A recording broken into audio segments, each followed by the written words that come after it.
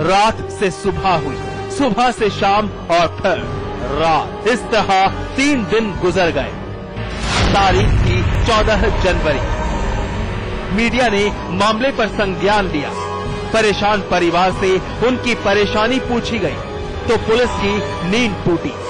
मां बेटा बेनजीर और सलमान के अपहरण की रिपोर्ट दर्ज की गई। मेरी बहन बेनजीर मलिक जिसकी उम्र 37 साल है और उसका बड़ा बेटा सलमान जिसकी उम्र 17 साल है, वो शनिवार 4 बजे से लापता है।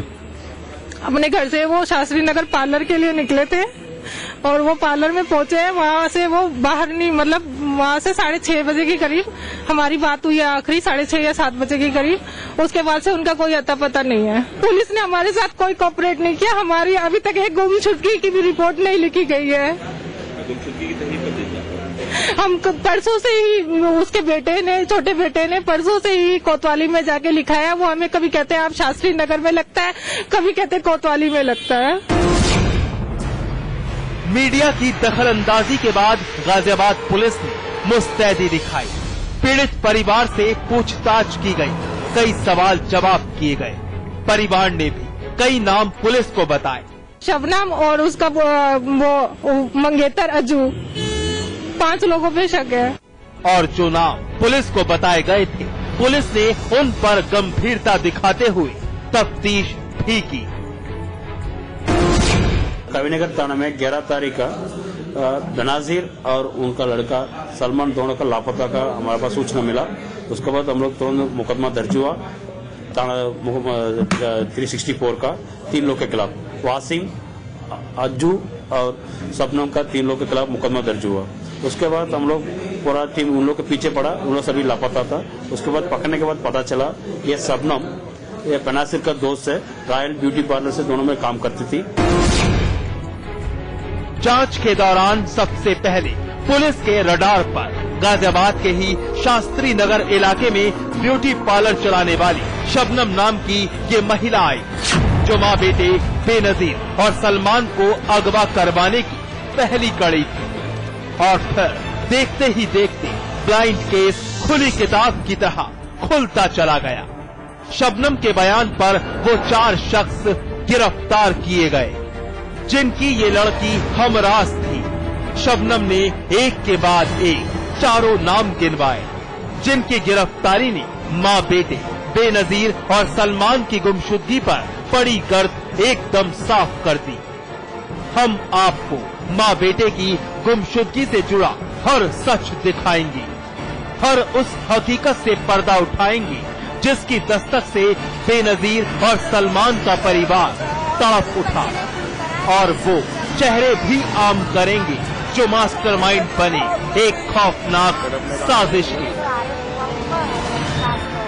देखते रहिए एनकाउंटर।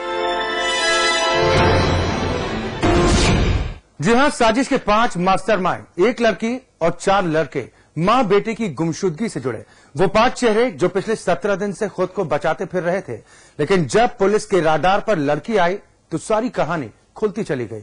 जिस मां बेटे की तलाश जारी थी वो खत्म हो गई। देखी क्या थी उस साजिश की पूरी सच्चाई। 27 जनवरी 2014 दिन सोमवार, मां बेटे की गुमशुदगी से जुड़े 5 मास्टरमाइंड चेहरे गिरफ्तार।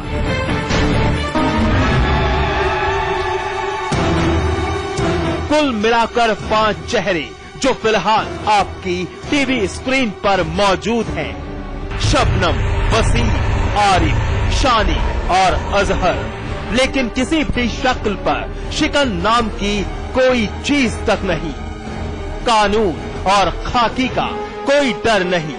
आप खुद देखिए, चेहरे पर मुस्कुराहट जमी है। लेकिन यकीन मानिए, परत दर परत जब इनकी खौफनाक करतूत से पर्दा उठेगा तो सुनकर आपका दिल भी दहल उठेगा। इनकी बेरहम और बेदर्दी सुनकर आपका कलेजा भी कांप जाएगा। जी हां, 11 जनवरी 2014 से जो परिवार परेशान था, बेनजीर और सलमान की तलाश कर रहा था, उनकी हर उम्मीद के कातिल, ये 5 दरिंदे।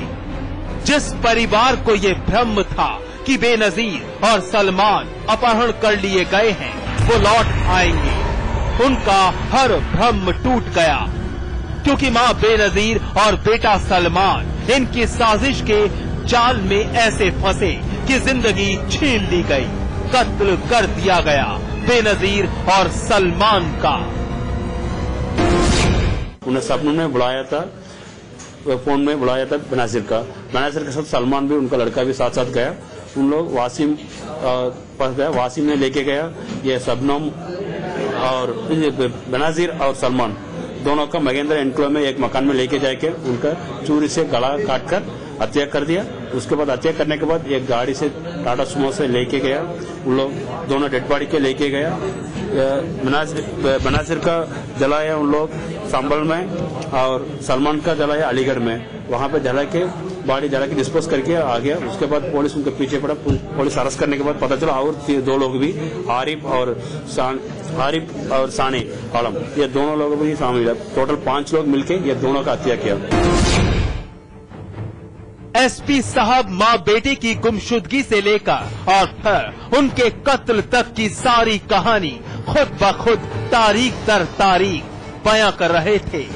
11 जनवरी से लेकर 27 जनवरी तक की खूनी दास्तान सुना रहे थे।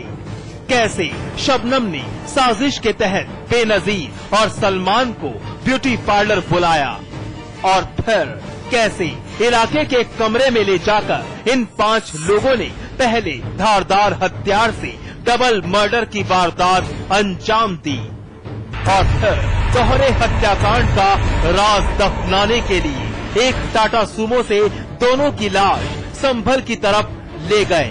पहले बेनजीर की लाश को आग के हवाले कर संभल फेंक दिया और फिर बेटे सलमान की लाश को आग लगाकर अलीगढ़ फेंक दिया गया। अलग अलग जगह मां बेटे की लाश ठिकाने लगाकर चुपचाप आकर जिंदगी बिताना शुरू कर दिया इन लोगों ने। ये भी परेशान कर रही थी, ये भी परेशान कर रहा था, ये भी कोई एप्लीकेशन दे दी थी अजूर के नाम की। अच्छा, अजूर के नाम का भी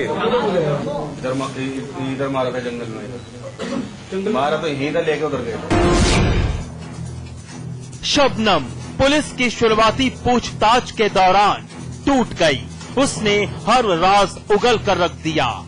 पुलिसिया तफ्तीश के दौरान पता चला कि वसीम और बेनजीर के बीच अवैध संबंध था।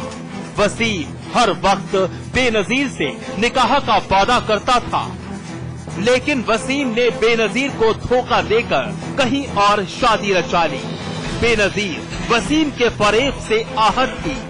वसीम ने इश्क की आड़ लेकर हवस बुझाई थी और जब बेनजीर से जी भर गया तो छोड़ दिया।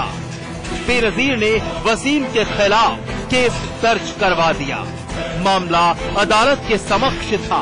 वसीम बेनजीर के इस कदम से बौखलाया था। बेइज्जती हो रही थी वसीम की। बस इसी बेइज्जती का बदला लेने के लिए वसीम ने शबनम, आरिफ, शानी और अजहर को साथ मिलाकर 11 जनवरी को धोखे से मां बेटे को बुलाया और खेल डाला खूनी खेल। ये तो दोनों का पीछे में पूछताछ में पता चला मोटिव। वासिम के खिलाफ बेनजीर ने मुकदमा लिख सकता है। 2 मुकदमा पहले कोतवाली थाने में उनके खिलाफ मुकदमा उन्होंने दर्ज किया। वासिम ने उस पर प्रतिवाद दिए, इसलिए उनका रंजिश बढ़ते रहता है। इसका उन्होंने एडमिट करने के लिए बेनजीर का मर्डर एक 2012 में, एक 2013 में बेनजीर ने वासिम के खिलाफ मुकदमा दर्ज किया। इसकी वजह से उन्होंने वासिम ने इन लोग सब मिलकर उनको मारा। वो तो शबनम बेनजीर का दोस्त है। शबनम और वासिम दोनों में रिलेटिव्स है। उन्हें शबनम ने बुलाया बेनजीर का फोन में, इसकी वजह से उन्होंने आया, इसलिए वो शबनम को रोका। आरोपी शबनम के टूटने पर केस खुलता चला गया। बेनजीर और सलमान के 5 हत्यारे पुलिस की गिरफ्त में हैं। बेनजीर और सलमान के कत्ल से परिवार बदहवास है। पुलिस भी डबल मर्डर की साजिश के खुलासे से हलकान है। हवस, इश्क और फिर हत्या की इस खूनी कहानी ने पब्लिक को भी हिलाकर रख दिया। वहीं दूसरी तरफ अलग अलग जिलों में मां बेटे की लाश ठिकाने लगाने से पुलिस ने भी लावारिस समझ दोनों लाशों का अंतिम संस्कार कर दिया। ऐसे में फिलहाल पुलिस के हाथ आरोपियों के खिलाफ सबूत के तौर पर कुछ नहीं है, सिर्फ और सिर्फ उनके इकबाले जुर्म के अलावा। बदियुज्जमा, गाजियाबाद, समाचार।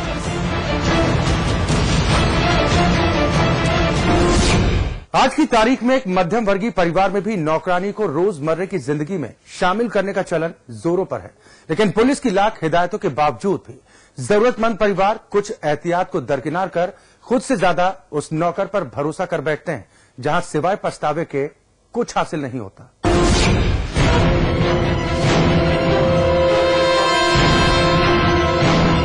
जी हां, अगर इस परिवार ने एहतियात बरती होती तो आज ये दिन न देखना पड़ता। अलीगढ़ के थाना क्वारसी से चंद कदमों की दूरी पर इलाका स्वर्ण जयंती नगर में जिस अनहोनी ने हाजिरी दर्ज कराई, उसकी दस्तक से आज इलाका दंग है। पुलिस डॉग स्क्वाड की मदद से मौके का मुआयना कर रही है। ये जानने की कोशिश की जा रही है कि किन परिस्थितियों में डॉक्टर आनंद प्रकाश के घर में लूट के साथ कत्ल की इबारत गढ़ी गई।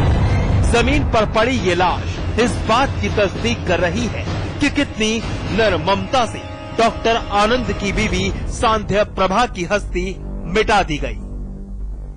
लेकिन उनकी आवाज ना तो घर में मौजूद पति आनंद को सुनाई दी और ना ही किसी बाहरी शख्स को। लेकिन बुजुर्ग दंपति के अलावा कोई और भी था जिस पर सांध्या प्रभा भरोसा करती थी। तो सुनिए आखिर किसने रची खूनी साजिश। हाँ, इसमें अभी तक तो ये मालूम पड़ रहा है कि इसकी नौकरानी के साथ में ही ये घटना घटी है, क्योंकि वो नौकरानी का स्विच ऑफ जा रहा है और अपने घर पे और कहीं मिल नहीं पाई। ये लग रहा है कि उसकी गला दबा करके हत्या की हुई है और बाकी तो पोस्टमार्टम से कुछ सामान भी गायब है। हाँ, सामान भी चोरी किया गया है। अभी नहीं, अभी तलाश कर रहे हैं उसको, इसके तलाश के लिए उसको साथ में लिया।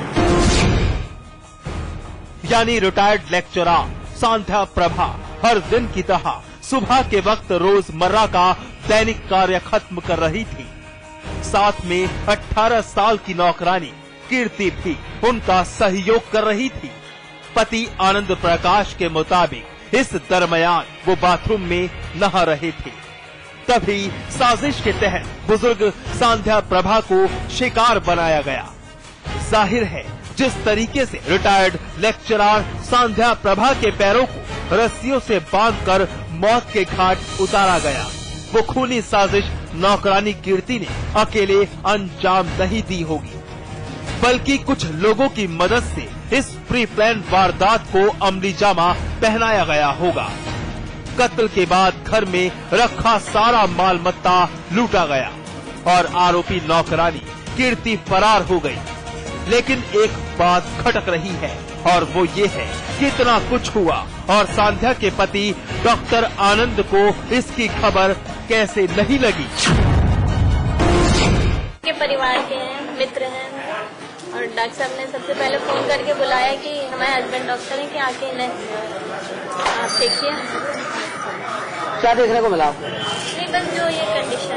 ये घटना जो है लूटपाट के उद्देश्य से की गई है और इसमें जो लग रहा है कि जो इनके यहाँ पे नहरी काम करती थी उसका इन्वॉल्वमेंट दिखाई दे रहा है।